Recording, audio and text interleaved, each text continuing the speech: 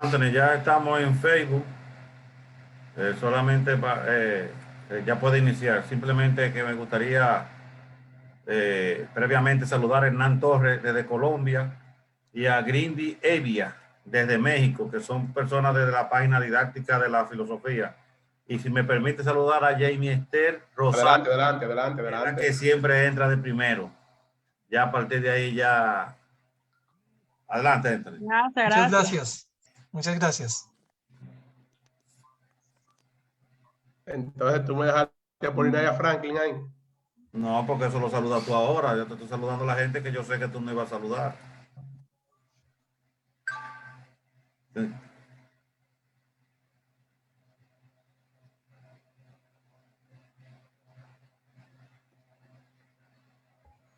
Bien, buenas noches. Bienvenidos y bienvenida a este espacio Generación Nova Estela. En la noche de hoy vamos a trabajar con un tema filosófico bien interesante, titulado ¿Qué es la dignidad humana? Y a raíz de eso, el profesor Eulogio Silverio va a analizar casos para trabajar justamente lo que se considera desde la filosofía que es la dignidad humana. Agradecer al profesor Eulogio Silverio por estar con nosotros en esta noche. El maestro Eulogio Silverio actualmente es el director de OCEPLANDI, también es el coordinador del movimiento Generación Nova Estela. En la noche de hoy, pues, maestro, gracias por estar con nosotros. Bienvenido. Le damos la saludación a los compañeros, amigos y profesores que nos acompañan en esta noche. Así que, adelante, maestro Eulogio, y bienvenido. Gracias, Anthony. ¿Me escucha? Sí, maestro. Se escucha. Muy bien, pues buenas noches. Lo primero que quiero hacer es pedirle a William que me quite los poderes porque me están saliendo una serie de anuncios aquí que yo no necesito ver y que podrían desayudarme en lo que pienso hacer. Entonces yo voy a compartir una vista para que sirva de guía, tanto del expositor como de los amigos que están en línea. Este es un tema que en realidad, desde una óptica materialista, es un tema que no tendría mucha discusión, porque el concepto de dignidad para la filosofía materialista de alguna manera tiene poca sustancia. Poca sustancia porque la dignidad es un concepto realmente polisémico, o sea, tiene tanto sentido, tantas definiciones, pero nadie se ha preocupado por el fundamento de lo que se dice, de qué es la dignidad. Entonces yo trataré de presentar esta vista. Déjeme ver si puedo hacer la presentación para que se vea mejor. Entonces comenzaré diciendo que la grande mayoría conciben la dignidad como un bien absoluto, como algo intrínseco e inalienable a la condición humana. Sin embargo, nadie se ha tomado el trabajo de darle unos fundamentos a este concepto. O sea, nadie se ha respondido la pregunta inicial. ¿Qué es la dignidad y cuál es el fundamento de la dignidad? O por lo menos del concepto de dignidad. Por eso el concepto de dignidad es realmente vago. Nadie sabe lo que es. Al final veremos que nadie sabe lo que es exactamente el concepto de dignidad. Aunque todo el mundo, antes de que yo dijera este asunto, entendía que sabía qué era el concepto de dignidad, qué es la dignidad y qué significa el concepto de dignidad. Vamos a ver cómo definen los filósofos la dignidad y cuáles son las consecuencias cuando aplicamos sus teorías a casos específicos, como el caso del déficit cognitivo severo, los indigentes en condición de pobreza extrema, y también quiero tratar el caso de la bebé Teresa, que está en el libro del profesor James Rachel, de Tracy Latimer y de Jody y Mary, que son unos casos que nos permiten a nosotros aplicar la teoría de los filósofos que voy a tratar y ver entonces cuáles son las consecuencias de los conceptos, de la aplicación del concepto de dignidad que ellos tenían. Y finalmente trataré de dar mi propia concepción sobre el concepto de dignidad y de qué es la dignidad. Aristóteles va a decir que la dignidad es una condición que se posee o que poseen algunos hombres que son poseedores del logo, de la razón, del entendimiento y que por tanto no pueden ser instrumentalizados. Él está hablando aquí de los hombres libres. En cambio, él dice que existen hombres que son carentes del logo, de la razón, del entendimiento y que por tanto pueden ser instrumentalizados, tratados como cosas. En este caso se está refiriendo a los esclavos. También hablaba de las mujeres y como ustedes saben, Aristóteles es muy conocido en su famosa expresión de que ni las mujeres, ni los niños, ni los esclavos, ni los dementes tienen realmente moral. Llegó a decir Aristóteles que los esclavos no tienen virtud. Si un esclavo tiene alguna virtud, se le debe a su amo, como lo podemos encontrar en muchos de los diálogos de Platón, esa referencia. Se considera al esclavo como cosa. Les reconoce, en cambio, a los esclavos cierto logo, pero únicamente para entender las órdenes de sus amos. O sea, Aristóteles considera que la esclavitud es natural, es un asunto natural, lo cual a mí siempre me ha sorprendido de que un hombre tan inteligente, tan brillante como ese, despachara ese concepto para justificar la esclavitud simplemente con que era de orden natural y que también se podía caer por guerra. O sea, no lo entendía.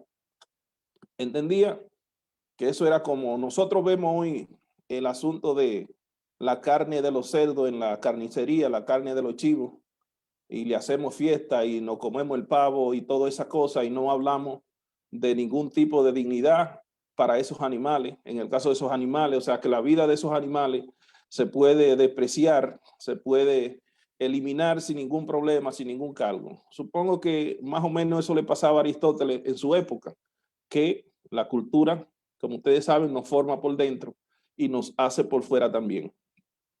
En el caso de Santo Tomás, de Tomás de Aquino, para los que no somos religiosos, nos dice que la dignidad es una condición que se trae en potencia, no en acto, y que va a depender del uso que nosotros hagamos de la libertad. Si utilizamos nuestra libertad para hacer el bien, sobre todo el bien común, eso nos hace dignos, o sea, nos hacemos dignos, adquirimos la dignidad por eso. Pero si utilizamos nuestra libertad para hacer el mal, entonces eso nos degrada hasta la condición de bestia, hasta la condición de animales. En ese sentido, todo esto lo estoy diciendo para finalmente aplicar el concepto de Aristóteles, de Santo Tomás. En este caso es muy famoso, amigo de William, Pico de la Mirandola, que yo lo quise mencionar porque aunque también encontramos su discurso en otro filósofo, pero lo quise mencionar porque Pico de la Mirandola decía algo interesante, y es que en su discurso sobre la dignidad del hombre nos dice que la dignidad es un rasgo exclusivo de la condición humana y que se justifica en virtud de sus capacidades. Vamos a entender a qué se refiere él con en virtud de sus capacidades. Él dice que, bueno, la idea clave de Pico de la Mirandola en su afirmación de que el ser humano no tiene un lugar fijo en la creación. Recuerden que él es de Renacimiento y habla de la creación. Él dice que no tiene un lugar fijo en la creación, que esa es la gran virtud del hombre, la gran cosa del hombre, no tener un lugar fijo en la creación, sino que el ser humano puede ampliar su horizonte y determinar con sus acciones si desea parecerse a Dios o si desea parecerse al diablo. O sea que con las acciones del hombre, el hombre se podría parecer a Dios, pero también podría parecerse al mismo diablo en la concepción cristiana, naturalmente, del asunto. Seguimos entonces con Kant. En el caso de Kant, Kant nos dirá, Kant es el más conocido de... Kant es conocido entre los filósofos por el discurso de la dignidad, pero la mayoría de gente menciona la concepción kantiana aún sin conocer la filosofía kantiana. Por ejemplo, Kant dice que la dignidad es intrínseca e inalienable en el ser humano. Intrínseca porque le pertenece, va con él siempre. Es como dirían, va de mecum, va conmigo siempre. Inalienable quiere decir que no se pierde, que en ningún momento la deja, en ningún momento se la puede quitar. Aunque cuando apliquemos su teoría a los casos específicos, veremos la dificultad que presenta él. Él dice que es intrínseca e inalienable por el simple hecho de pertenecer al reino de los fines. Con eso él supuestamente lo está diciendo todo y que no hay problema, pero vamos a ver entonces quiénes son los que pertenecen al reino de los fines. Dice que se pertenece al reino de los fines aquel que puede ser legislador y juez de su propia moral. O sea, aquel que está dotado de una razón y elabora la ley moral y también juzga sus acciones. Dice que tener conciencia, tener el logo, tener el entendimiento, eso es necesario. O sea, si ustedes quieren lo pueden apuntar por ahí porque eso es muy importante. El que no tiene el logo, el que no tiene entendimiento, el que no tiene conciencia de sí del mundo, ¿qué pasa con él? El ser humano no puede ser usado como medio, sino como un fin en sí mismo, ni siquiera por su propia persona. O sea, nosotros, el ser humano, dice Kant, que somos un fin en sí mismo y ni siquiera nuestra propia persona la podemos usar como medio. Yo no podría vender un riñón como un medio de conseguir dinero, porque cuando daño la humanidad que está en mí, daño la humanidad entera. Dice Kant, refiriéndose a la dignidad en una de las definiciones que casi siempre manejamos todos en el aula, él dice que en el mundo todas las cosas tienen un precio o tienen dignidad. Las que tienen precio son las que se cambian por otras. Las que tienen dignidad son las que no admiten valores equivalentes. O sea, parece fácil con esta definición nosotros determinar entonces qué cosa tiene dignidad en la vida de nosotros. Pero cuando nosotros comenzamos a poner en una balanza, si yo tengo, por ejemplo, que elegir entre la vida mía, no, entre la vida de mi hija y la vida de mi madre, ¿cuál de las dos vidas es la que tiene dignidad? Entre la vida mía y la vida de mi hija, ¿cuál es la vida que tiene dignidad? Entonces ahí comienzan a complicarse las cosas, porque al parecer, si yo cambio la vida de mi madre por la de mi hija, o la vida de mi hija por la de mi madre, entonces una de las dos la estoy usando como medio y a una como un fin, en fin. Fichte también habla sobre la dignidad, aunque realmente casi nunca se menciona en este discurso, porque lo que él dice realmente está dicho de alguna manera en Pico de la Mirandola y está dicho en otros autores también. Él se refiere a la dignidad como la libertad potencial del ser humano y su capacidad de autodeterminarse. Su capacidad de autodeterminarse. Eso es muy importante que lo tomemos en cuenta cuando apliquemos la concepción de Fichte de la dignidad a lo que son, por ejemplo, enfermos mentales, a los indigentes, a las personas que tienen limitaciones severas, limitaciones cognitivas severas. ¿Qué pasa en esos casos? O en el caso del no nato, del que no ha nacido todavía, que viene con deformaciones. ¿Qué pasa en ese caso?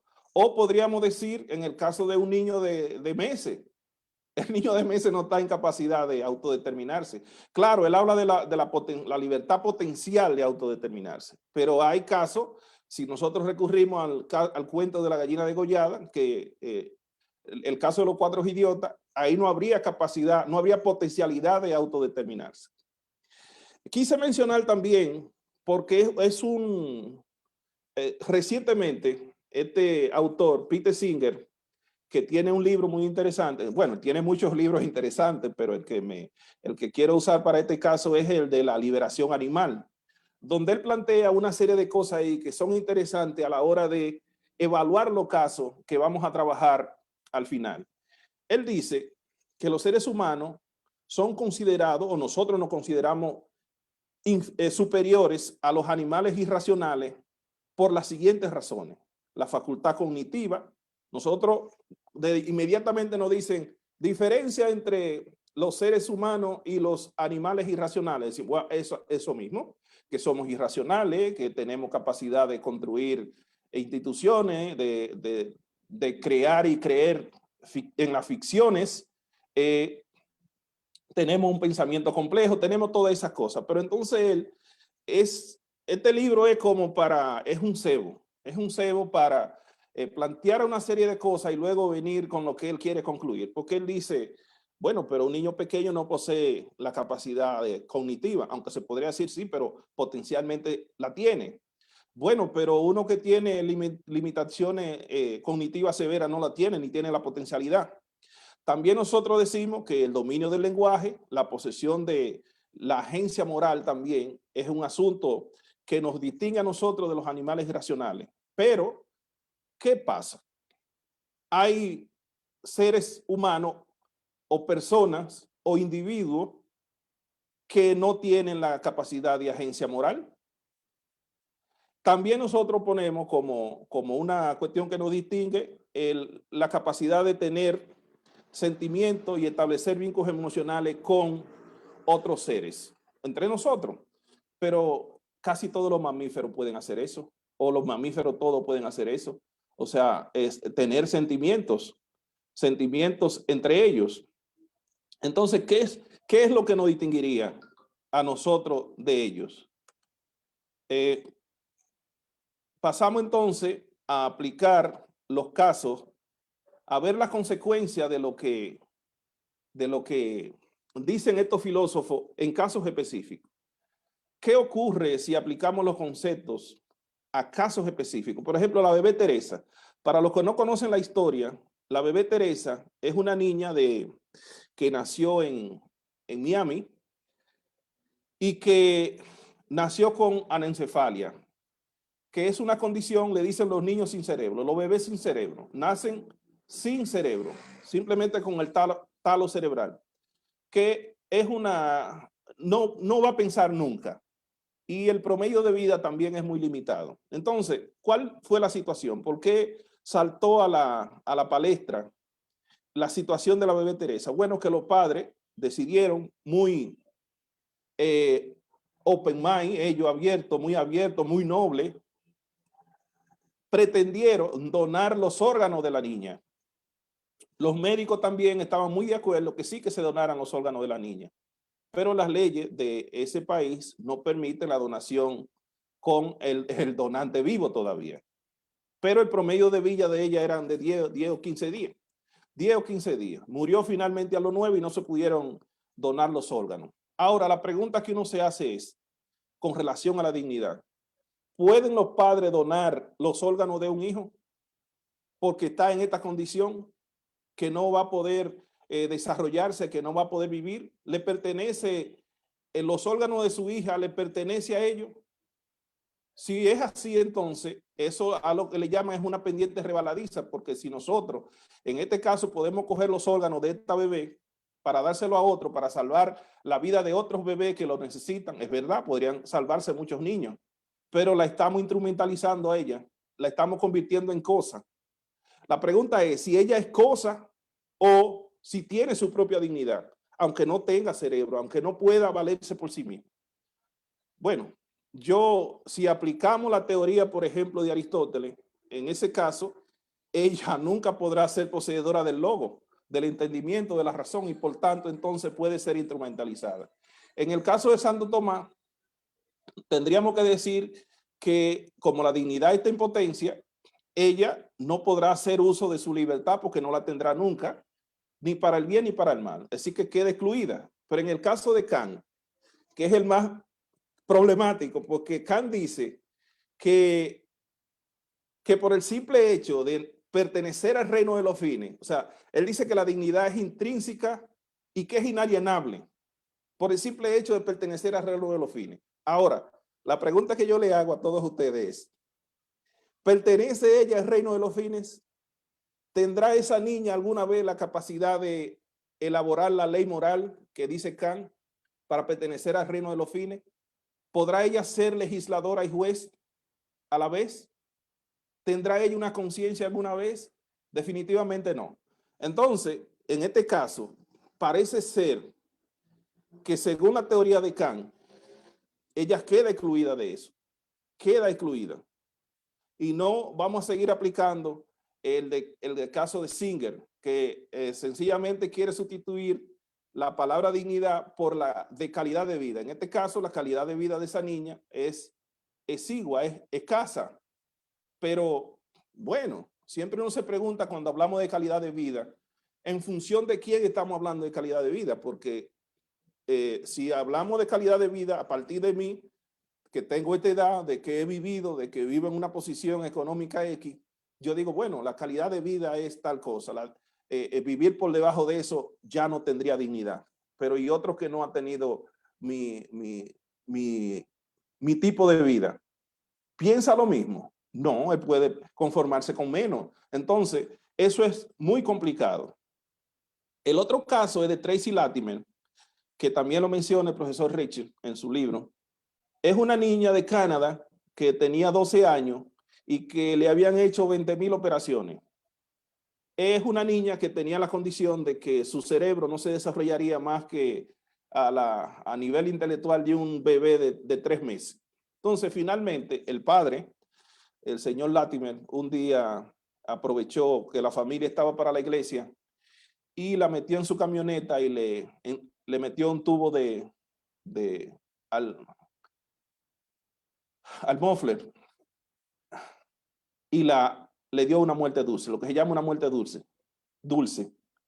Entonces eso levantó toda una polvareda, un huracán, vamos a decir. Porque, bueno, mucha gente se identificaron, incluyendo al juez que lo juzgó, y dijo que sí, porque el padre hizo eso fue para evitarle más sufrimiento, porque había que seguirla operando, operaciones que la hacían, que le eran dolorosas para ella, que le provocaban sufrimiento, entre comillas, porque el concepto de sufrimiento habría que estudiarlo aquí. ¿A partir de quién? ¿Quién es que está sufriendo? ¿La niña o el padre? Bueno, el asunto es que él entendió que era más digno, y aquí volvemos con la dignidad. La muerte digna, ok, pero muerte digna en función de quién? ¿Quién es que dice que es muerte digna? Bueno, en función de ti que la aplica. Los valores tuyos son los que priman ahí. Entonces, él le dio muerte. En principio lo condenaron a 1 año de prisión y se lo condenaron con prisión domiciliaria. Pero ahí se levantaron entonces las asociaciones de personas que tienen impedimento físico y exigieron que, ve acá, pues entonces la vida de nosotros, los que tenemos la capacidad cognitiva disminuida, los que tenemos la capacidad motriz disminuida, vale menos que la de aquellas personas que la tienen completa. Y definitivamente tuvieron entonces que volver a juzgar al hombre y restablecerle la pena que establece el código, 25 años de prisión, y lo cumplió. Otro caso que quiero tocarle, que también es del profesor Richard, es el de Judy y Mary.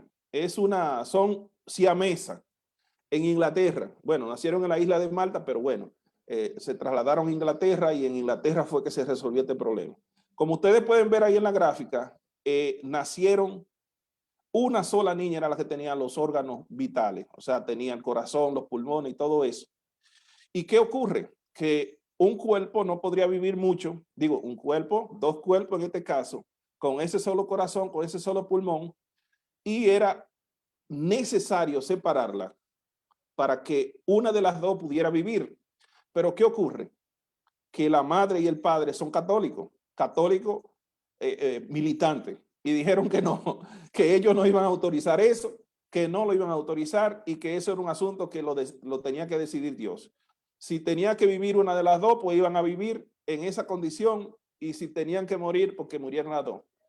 Los médicos naturalmente dicen, bueno, aquí hay una situación donde hay que ser pragmático, pero un médico no puede actuar sin el consentimiento del que sea responsable de esa criatura, en este caso los padres.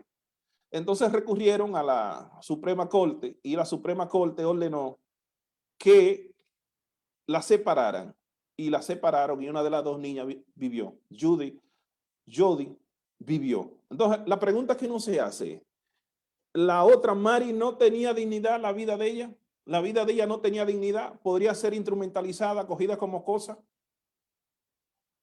Si aplicamos el caso de Can, que sería el más interesante aquí, ¿llegaría Mari a pertenecer al reino de los fines? ¿O pertenece Mari al reino de los fines? ¿Pertenecería a ella? Bueno, es un bebé. Quizás si vive se podría desarrollar, pero es que ella está atada a un cuerpo. ¿Por qué debe ser ella considerada para el parásito? ¿Por qué decir que el corazón y el órgano le pertenece a la otra si ella también nació de ese parto?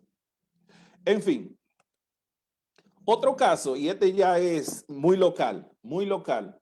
Yo diría que tan local que no lo puedo hablar duro, porque se trata de un consejo que tuve que darle a una persona en Constanza, porque tenía la idea de que una mujer que ya había tenido 9 partos y que vivía en la calle, una indigente, bueno, enajenada mental y que vivía en la calle, tenía severo déficit cognitivo, tenía 9 partos. El asunto de que ella daba luz en el hospital y en el hospital duraba ese tiempo ahí, trataban de retenerla, pero al final tenían que dejarla ir para la calle. Ningún familiar se hacía caso, nadie se hacía responsable, nada, ella vivía en la calle y el niño iba para la calle con el frío que ustedes saben que hace aquí en Constanza, y más en la calle. Entonces, se le ocurrió a esta buena persona, a esta doctora, solicitarle al médico del hospital que en este parto, en el número 9, aprovechara para esterilizarla. Digo, no, tú estás volviendo loca. Tú te estás volviendo loca. Aunque parece una buena intención, entonces uno se pregunta, ¿los enfermos mentales no tienen dignidad? ¿No conservan su dignidad? ¿Pueden ser instrumentalizados? ¿Pueden ser esterilizados sin preguntarle a nadie como que ellos son cosas? Porque en este caso la intención parece noble, pero el problema de la nobleza individual, no colectiva, no social, no establecida en leyes claras y en casos específicos es que mañana yo podría decir, pero mira, esa mujer es muy pobre, la siguiente, esa mujer es muy pobre, ya tiene 3 muchachos, esterilízala para que no tenga 4. Y así sucesivamente. O este es muy feo, maten ese, quítenle los órganos, porque para que este indigente ande con órganos por ahí, vamos a salvar mejor un ingeniero o un médico que necesite ese hígado, que necesite ese corazón. Entonces, eso es muy delicado, muy delicado. Otro caso que uno se pregunta, y se lo preguntaría a Can, si los miembros de los carteles, por ejemplo, de las drogas, que producen muchísimas muertes irracionales, totalmente irracionales, sin ninguna justificación ideológica, ni política, ni de ningún tipo, irracionales, y de manera cruel, de manera violenta y absurda. Entonces uno se pregunta si ellos, como al pertenecer al reino de los fines, su dignidad es intrínseca, es inalienable. Si ellos conservan la dignidad, aún dedicándose a cortar cabeza, aún dedicándose a torturar, aún dedicándose a matar gente de toda la forma. Y también en el caso del llamado terrorismo, que es otra discusión, lo del terrorismo, porque el terrorismo es una etiqueta que se le pone para poder tener simpatía, pero bueno, yo podría considerar que es una acción política, una acción de guerra de un grupo ideológico, de un grupo político contra otro, contra un Estado, y no necesariamente terrorismo. Pero en fin, conservan la dignidad aquellos que hacen actos de ese tipo. ¿Es intrínseca, sigue inalienable, o sencillamente tendríamos que decir con Tomás de Aquino de que se degradan hasta convertirse en bestia, en animales salvajes? Pues, según parece, terminamos ahí, Anthony. Muy bien.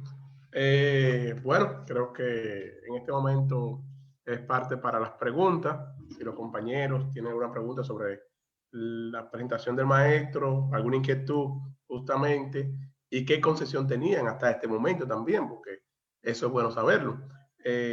Domingo Corsino, vamos a ver, encender el micrófono.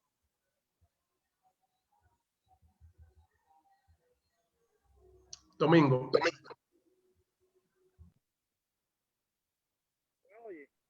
Adelante.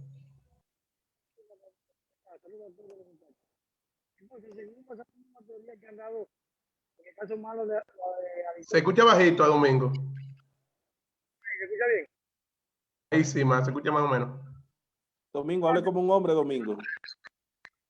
Estamos tratando. Entonces, la persona que no posee logo, no tiene entendimiento ni razonamiento, entonces no tiene dignidad. Esta es la pregunta. La persona que no tiene logo, los filósofos, ¿verdad? Los que no tienen logo, entendimiento ni razonamiento, entonces no tiene dignidad. Bueno, realmente me faltó decir mi posición sobre la dignidad. Mi posición sobre la dignidad. Mire, Domingo, el asunto está en que tenemos que ir a lo que es el origen de la sociedad. O sea, ¿cuál es la razón por la que la sociedad se formó?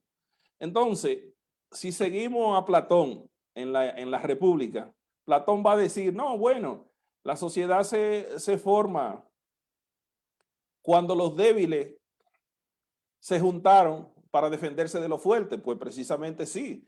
La sociedad tiene como fundamento unir la fuerza de todo lo que son débiles, todo lo que tienen poquito, para constituir una fuerza mayor que se oponga a todo el que pretenda ser más fuerte que todo el mundo. Entonces, en ese sentido, si la sociedad se formó para proteger el derecho del más débil, es un deber de toda sociedad mantener la condición de dignidad, de lo que sea la dignidad, porque el problema es que la dignidad la menciona todo el mundo y nadie le da un fundamento a eso, porque un religioso podría decir, bueno, la dignidad la da Dios, Dios es que define lo que es digno, pero bueno, y el que no es religioso, ¿cómo lo entendería? O sea, la dignidad entonces, según mi particular forma de ver la cosa, tiene que ver con poder mantener los valores que para mí resultan de ser deseables, para mí son deseables. O sea, en el caso mío, yo diría que el valor que resulta más deseable para mí es la libertad. La libertad. Ni siquiera la vida, la libertad. O sea, yo si tengo que dejar la vida para mantener mi libertad, pues yo la dejo. Y si tengo que perder bienes, posiblemente no, pierdo bienes por mantener la libertad. Entonces, en ese sentido, cuando uno dice que la dignidad entonces es poder mantener los valores que para ti son deseables, entonces no estamos hablando de nada. ¿Por qué? Porque los valores que para ti son deseables son distintos que para mí. Los valores que son deseables para el que pertenece a Al Qaeda o al cartel de los Zetas es totalmente diferente a los valores que tengo yo, o a los valores que tiene William, o los valores que tiene Anthony. Entonces, en ese sentido, la dignidad termina siendo un concepto hueco, vacío. O si ustedes quieren seguir repitiendo lo que dice Kant, de que es intrínseco e inalienable. ¿Pero por qué? Porque lo dijo Kant. ¿Y quién es Kant? ¿Por qué lo dijo? Es que en filosofía los argumentos valen por la calidad de las razones, no porque lo haya dicho Kant o porque lo dijo el sacerdote que sé yo quién. No, eso no importa en filosofía. Lo que importa es la calidad del argumento, que se mantengan por sí mismos los argumentos, no por quien lo haya dicho. Entonces, en este sentido, la cuestión de la dignidad para mí es un tema que, como dice Peter Singer, deberíamos de buscar la forma de cambiarle el nombre, porque en los derechos humanos, por ejemplo, la Declaración de los Derechos Humanos, los derechos del hombre, se menciona la dignidad, pero no lo definen. No definen qué es la dignidad. Se deja entonces que la dignidad humana, también el concepto humanidad, es un concepto que hay que definir, porque ¿a qué nos referimos cuando hablamos de dignidad o cuando hablamos de derechos humanos? ¿Qué es eso de los derechos humanos? ¿Quién es que tiene el poder de hacer derechos para todos universales? ¿Quién? ¿Qué autoridad? Porque el derecho siempre es positivo. El derecho es un Estado que lo crea. Entonces, ¿quiénes? Las Naciones Unidas. Bueno, ok, las Naciones Unidas. Y eso sería válido para los países que pertenecen a las Naciones Unidas. Pero ¿están todos los países en las Naciones Unidas? No, no están. Definitivamente, entonces, Domingo, lo que yo le diría es, según Kant, hay problema con el que no tiene el logo. Según Aristóteles, no hay problema. Según Pico de la Mirandola, según Santo Tomás, según la mayoría de los filósofos, según todos, incluyendo a Peter Singer, que habla de darle el trato de dignidad a los animales, pero es para meter otra cosa, porque él habla de, vamos a darle dignidad a los animales. Y ahí, entonces, él ha tirado una piedra, un avispero. ¿Por qué? Bueno, hay filósofos que uno quiere mucho, como la profesora Adela Cortina, que dijo una cosa que a mí me parece que no se corresponde con la altura de ella, porque ella dice, ok, los animales merecen ser tratados bien, pero no tienen dignidad. Entonces lo que tienen dignidad son los seres humanos. ¿Pero por qué? Porque nosotros mismos, los seres humanos, hemos dicho que tenemos dignidad. Y eso realmente no es una razón, porque eso es simplemente antropocentrismo. Entonces, si nosotros decimos que la vida tiene valor, pues entonces la vida de otros seres debería tener valor. Lo dejo por ahí, Anthony. Muy bien, excelente. Vamos a darle la participación, William, a Carlos Encarnación. Buenas noches. Cuando nos embarcamos en este problema de la dignidad del ser humano, primero tendríamos que ver lo del ser humano, ¿verdad? Yo creo que aquí estarían en juego varias ciencias, varios saberes. Y como bien sabemos, porque los griegos bien definieron eso, el episteme, los saberes son independientes y muchas veces contradictorios, y no necesariamente quiere decir que uno sea errado y el otro sea acertado, porque sean contradictorios.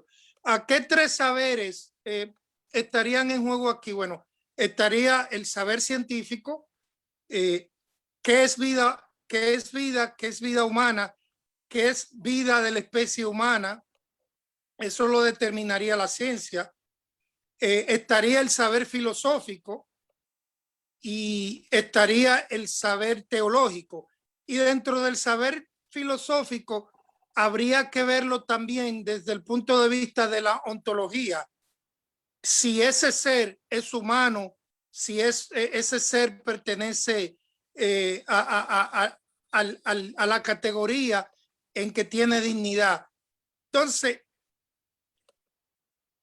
cada saber le asigna la dignidad dependiendo de una cosa y dependiendo de otra. Para los filósofos como Kant, depende del ser humano, ¿verdad? Pero para los teólogos, para el saber teológico, independientemente, es dependiente del ser, o sea, por el hecho de ser. Y yo creo que no se pueden descontar un saber y favorecer al otro. ¿Por qué? Porque la racionalidad griega, como hemos visto, no necesariamente es la más adecuada en todos los casos. En el caso de los indios suramericanos, tienen una forma de racionalidad que va contra la racionalidad griega y no por eso es menos válida que la racionalidad griega como único criterio para demarcar qué es lo humano.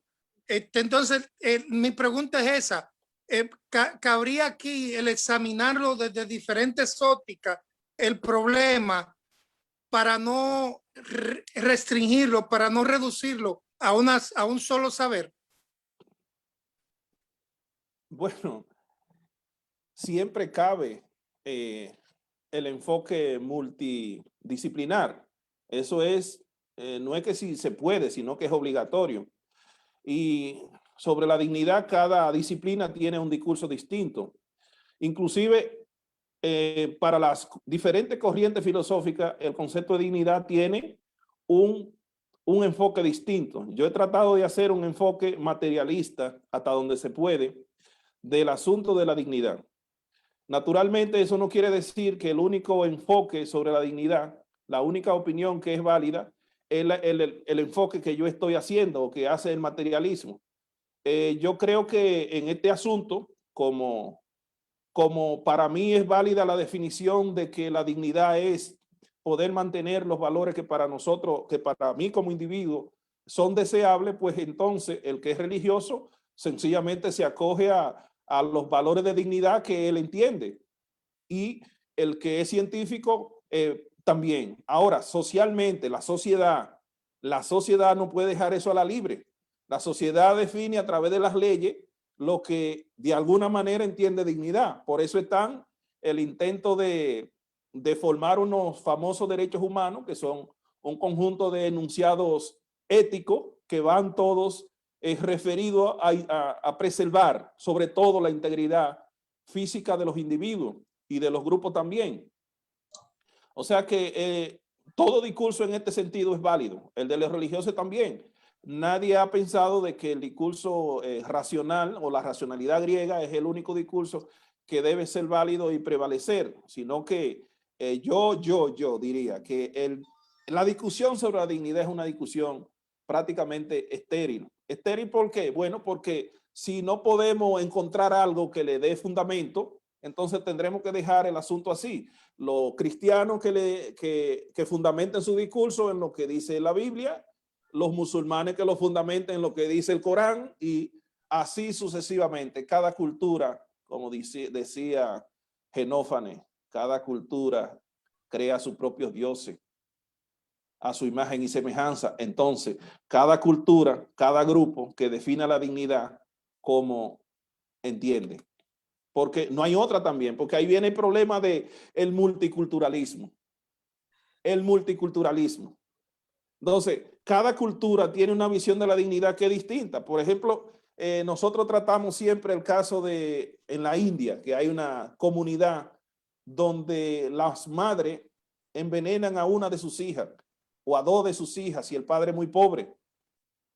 Y eso, ellos no lo consideran que es un acto indigno, sino que es un acto que la dignifica. La madre sacrificó a una de las hijas para que la familia viva mejor. De hecho, se cree que es un deber de la madre. Aunque eso, verlo simplemente, pensarlo, a nosotros nos parece horroroso. Pero, ¿qué hacemos?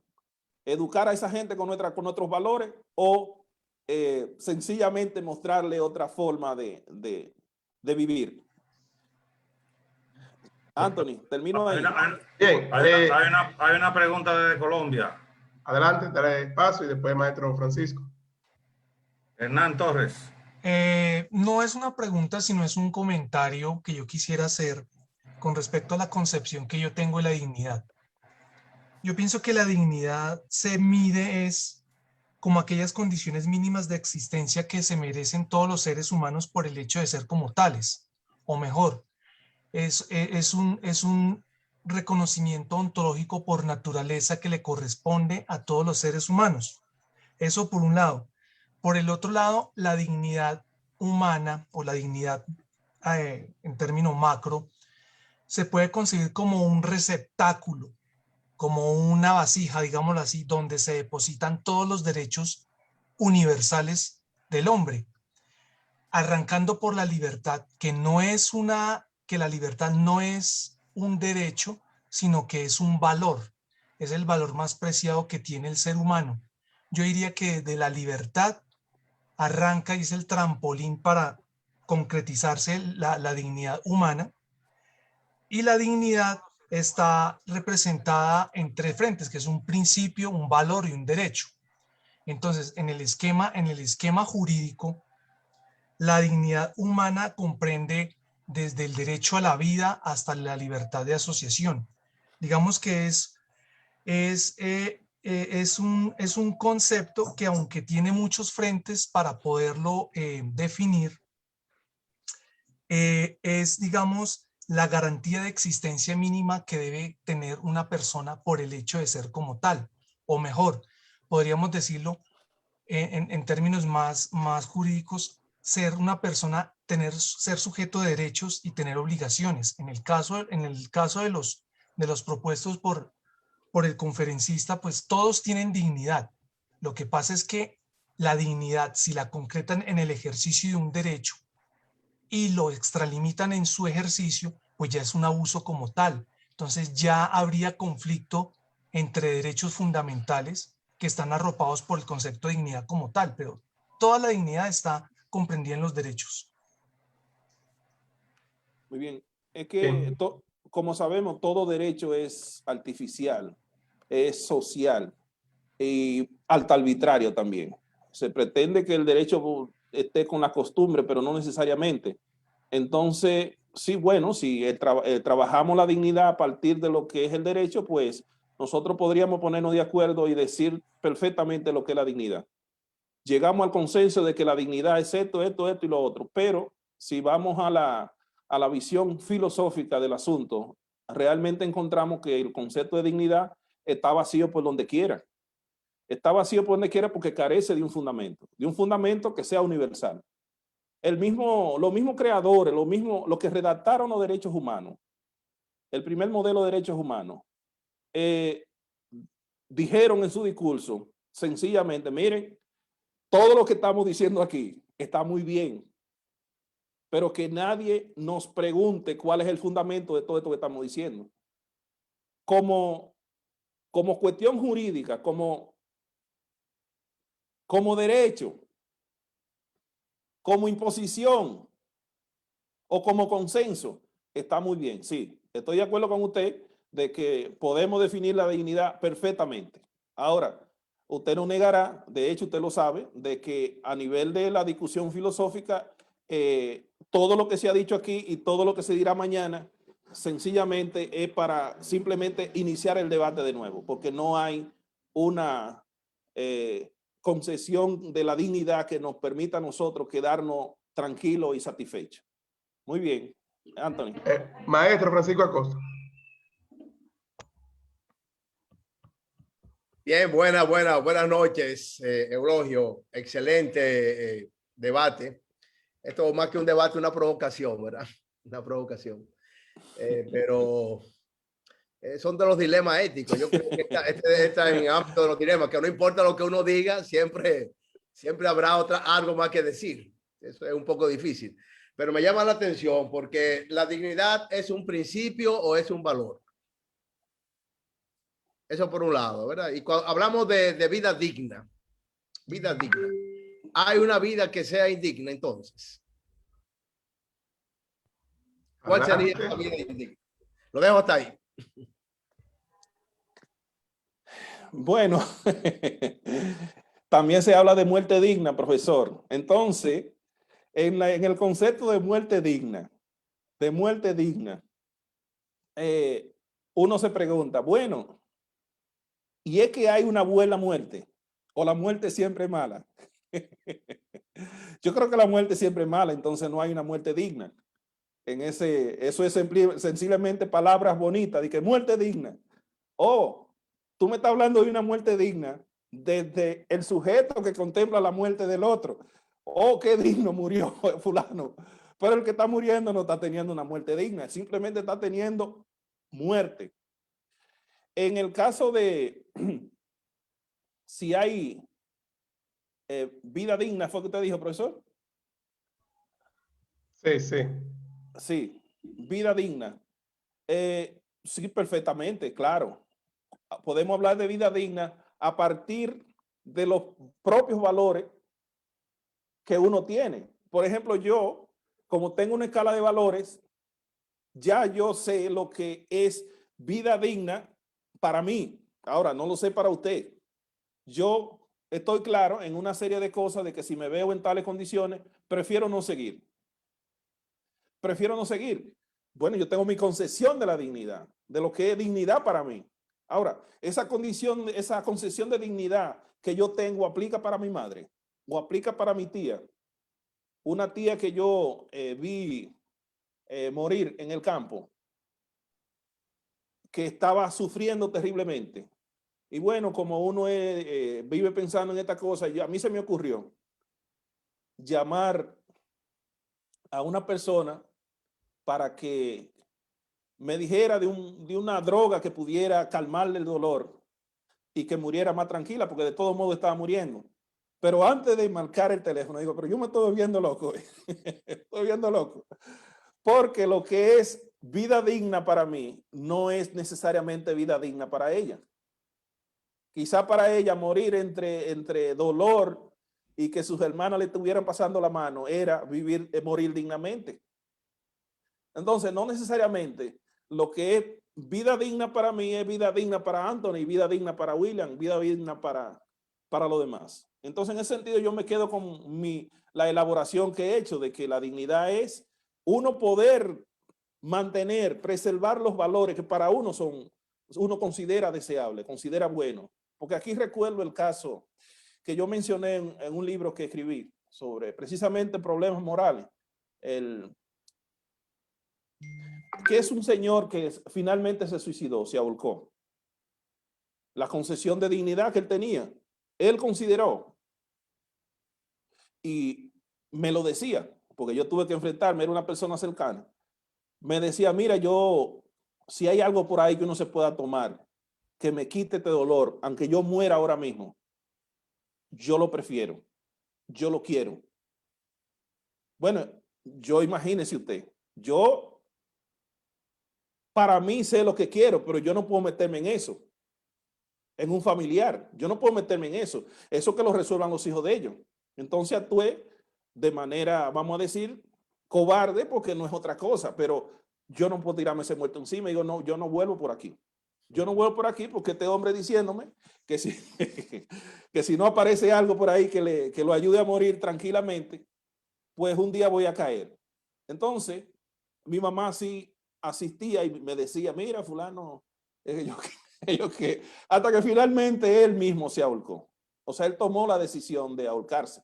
Era que no podía orinar, no podía evacuar, le salía mal olor, toda esa cosa, y él consideraba que eso no era vida digna. Él consideró que no era vida digna y finalmente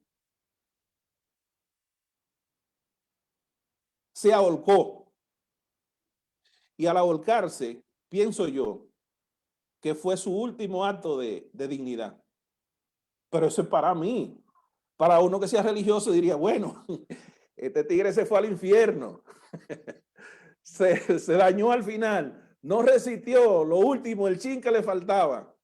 Y se metió para el infierno. Pero si usted no tiene la concesión religiosa, cristiana, esa visión, pues entonces usted tiene otra visión de la dignidad es relativa, Eulogio. Totalmente, profesor. Yo lo que terminé diciendo fue que el concepto de dignidad es un concepto totalmente hueco, vacío. O sea, nadie le puede dar fundamento a eso, a no ser el fundamento que yo acabo de decir. Y no es porque lo dije yo, sino porque la dignidad es poder mantener los valores que para usted son deseables. No puede haber otra cosa. Entonces, eso lo puede definir cualquiera. El que vende droga también tiene otros valores. Unos valores que son deseables para él, pero que no son deseables para mí. Entonces, un concepto que cada quien lo pueda definir por sí mismo, no es un concepto que puede ser operatorio para todo, que puede operar para todo, a menos que sea en el ámbito jurídico, como dijo el compañero de Colombia. En el ámbito jurídico no se discuten las cosas así. Sencillamente se llegó a un consenso y se dijo, mira, esto es lo que a partir de este momento esto es así. Decía un profesor de nosotros, Enerio Rodríguez, con relación a la marihuana, que médicamente la marihuana no es droga. Ok, pero el Estado Dominicano dijo que es una droga. Y él un día dice que estaba en un programa de televisión diciendo que no, que la marihuana no es una droga porque médicamente la droga es esto. Cuando él llegó a su casa, su papá, que es un campesino, le dijo, mire fulano, ¿qué era lo que estaba diciendo en televisión?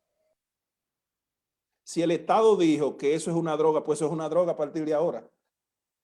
Y eso, en el término jurídico, eso es así. Si el Estado Dominicano dijo que la dignidad es tal cosa, a partir de ahí es tal cosa. Por eso el problema del aborto, como dijo William, es una cuestión para entretenerse. Mire, ya se callaron.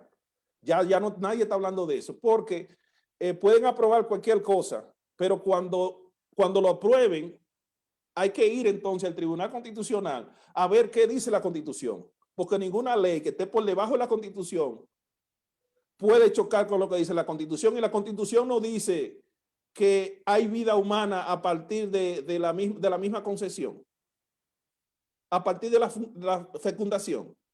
Entonces, si la Constitución dice que a partir de la fecundación hay vida humana, ¿qué otra ley puede tumbar eso?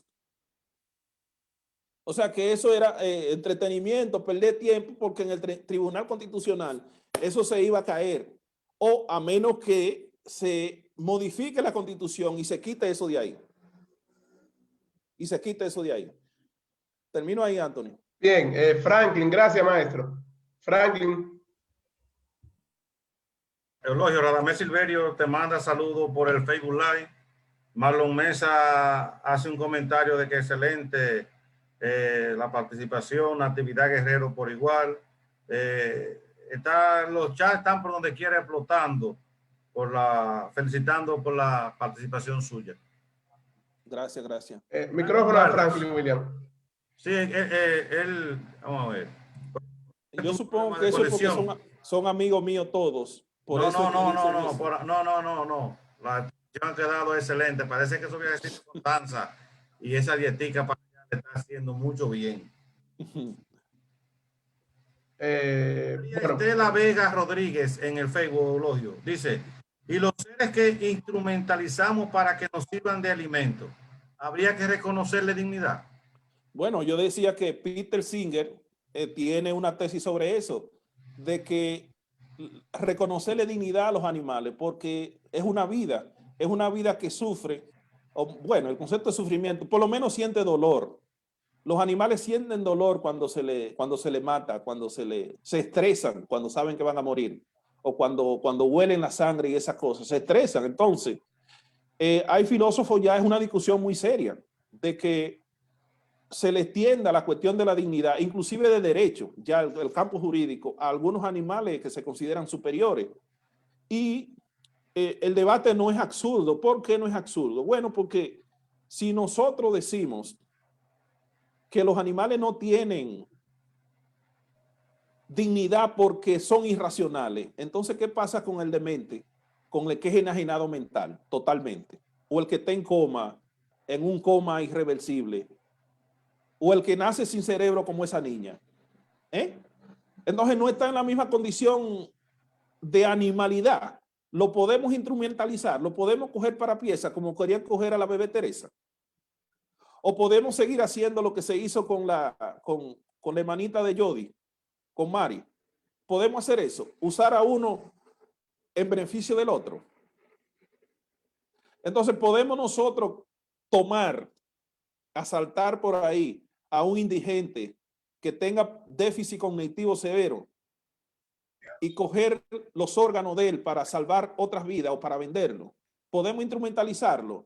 Bueno, pues estamos en la misma condición con la cuestión de los animales. Yo creo que es un asunto de que la humanidad debe ir haciendo conciencia en ese sentido, porque miren que Leonardo da Vinci, que es del siglo XV, del Renacimiento, dijo que hasta que los seres humanos sigan viendo en la carnicería en los cadáveres de animales como algo normal, todavía no hemos llegado nosotros a ser verdaderos seres humanos. O sea, ¿qué te dice eso a ti? Que ha habido siempre en la historia, y hay culturas, como usted sabe, que tienen una alta sensibilidad hacia la vida de los otros animales no racionales. Muy bien, Anthony. Franklin, adelante. Ok. Reapareció Franklin, Anthony. Reapareció Franklin. Bueno, te convida personalidad y ahí está. Bueno, reaparecí en redes, tiene razón.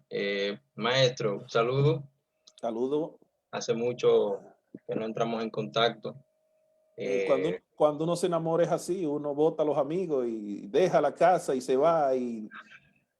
No, todo lo contrario, profe, que tal vez por enamorarme estamos más cerca, usted y yo.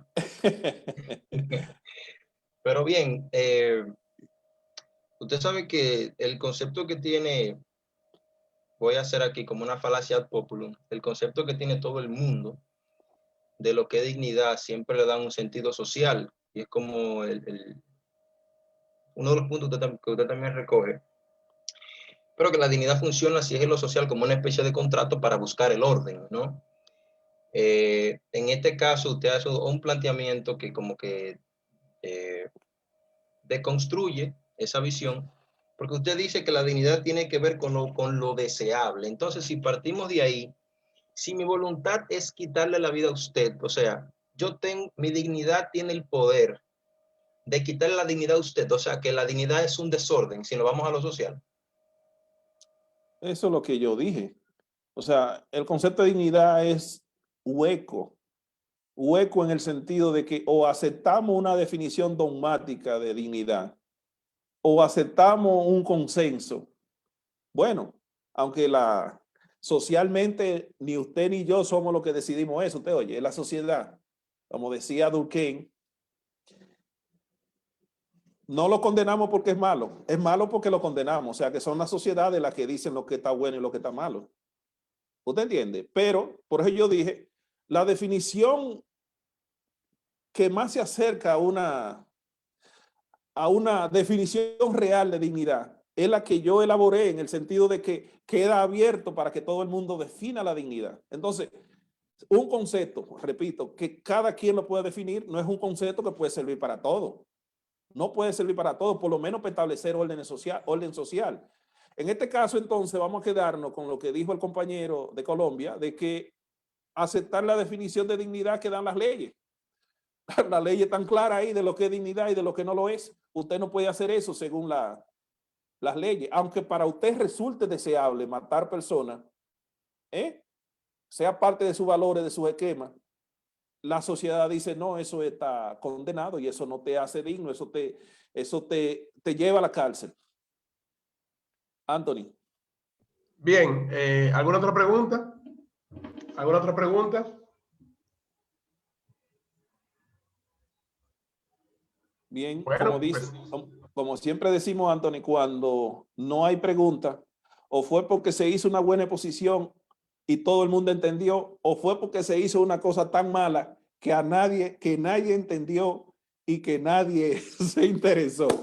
Aquí me voy a quedar con la duda y eso yo no quiero que afecte mi dignidad. ¿Qué hago, Anthony, entonces? Yo te diría, bueno, aunque yo creo que ya en alguna de las sesiones la tocamos, pero sería bueno retomar el tema de qué es ser humano, o sea, o qué te hace humano. Creo que tuvimos una versión ahí donde estaban varios filósofos, incluyendo el maestro William Chala, pues creo que este tema daría el paso justamente para volver a ese concepto y definir justamente qué es ser humano o qué te hace humano. Lo dejo ahí en el aire por si se animan. Hay muchos filósofos acá en el espacio que podrían tratar el tema y que tendría un buen debate justamente a raíz de eso. Agradecer al maestro Eulogio Silverio por acompañarnos en este domingo y por orientarnos realmente a través de un concepto que, como bien dice su posición, todo el mundo cree que sabe y que todo el mundo acepta de una u otra manera. Pero la dignidad, desde su pensamiento, desde su análisis, toma otro contexto y toma otra óptica. Desde aquí en adelante, entonces, tendríamos que cada quien... Ajá.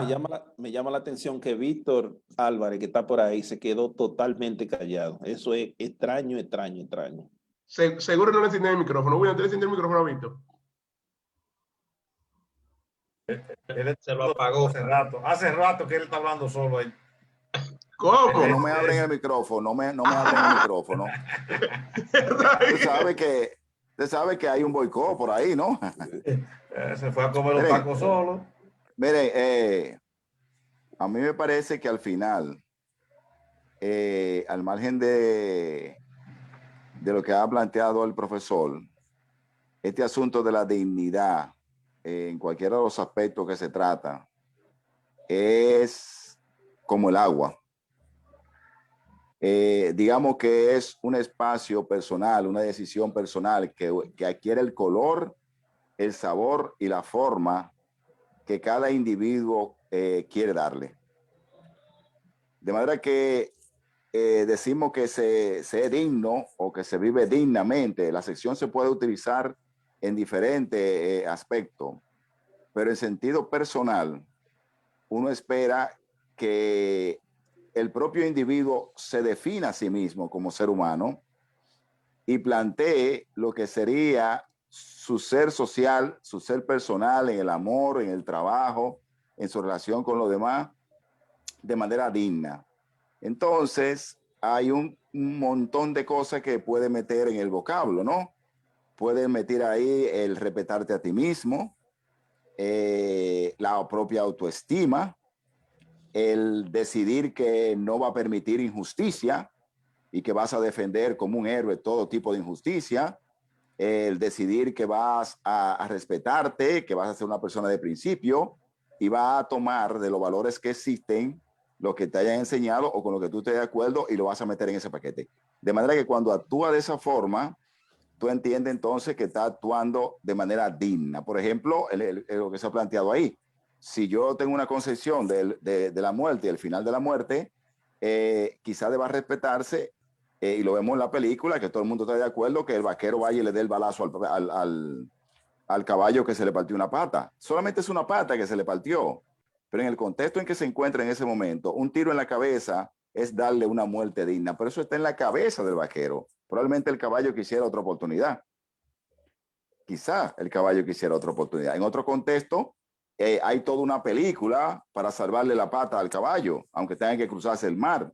Y esa gente también, y quienes estuvieran actuando así, también estarían respetando la vida del caballo y actuando dignamente. De manera que actuar dignamente, o yo asumo que tiene mucho de personal y que no puede ser valorado desde fuera del sujeto, porque si la concepción viene de lo que la sociedad ha dicho, que una persona es digna si hace A, B, C y D, y si no lo hace es indigna, me parece un concepto equivocado. De manera que ahí habría tanta dignidad como seres humanos existieran, puesto que, repito, es una concepción personal. Ahora, puede decirse que en la medida en que el individuo mantiene la capacidad de elevar su pensamiento, digamos que una persona que tiene capacidad para pensar de manera más racional, o con otros elementos de juicio, se ha dicho que la gente tiene, el mundo de la persona se circunscribe a lo que sabe, ¿no?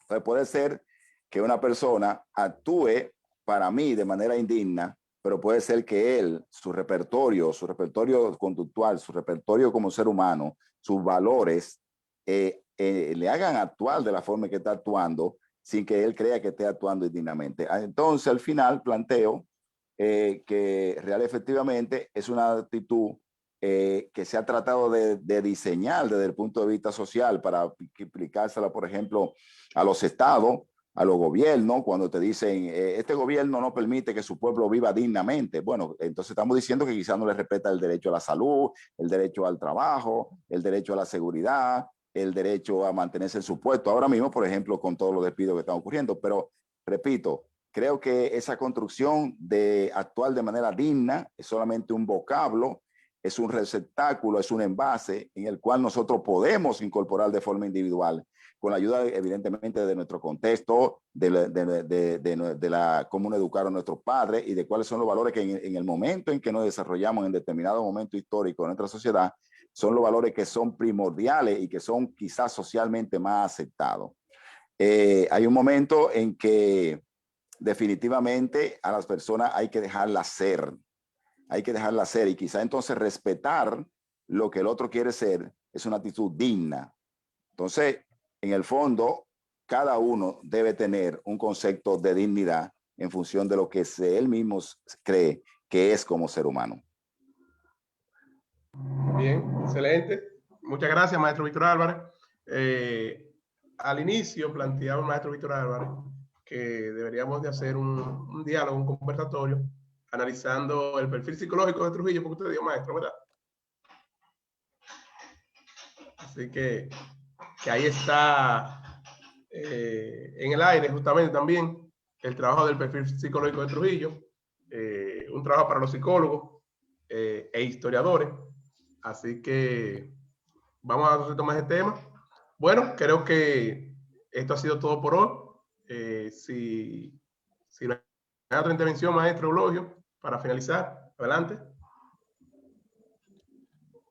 No, sencillamente yo agradecer todas las personas que se dieron cita, que nos acompañaron, sobre todo los que estaban perdidos, que no aparecen después que se enamoran y se casan o se van de los amigos y esas cosas. Le agradecemos que aparecieran hoy y a los que ya son habituales con nosotros,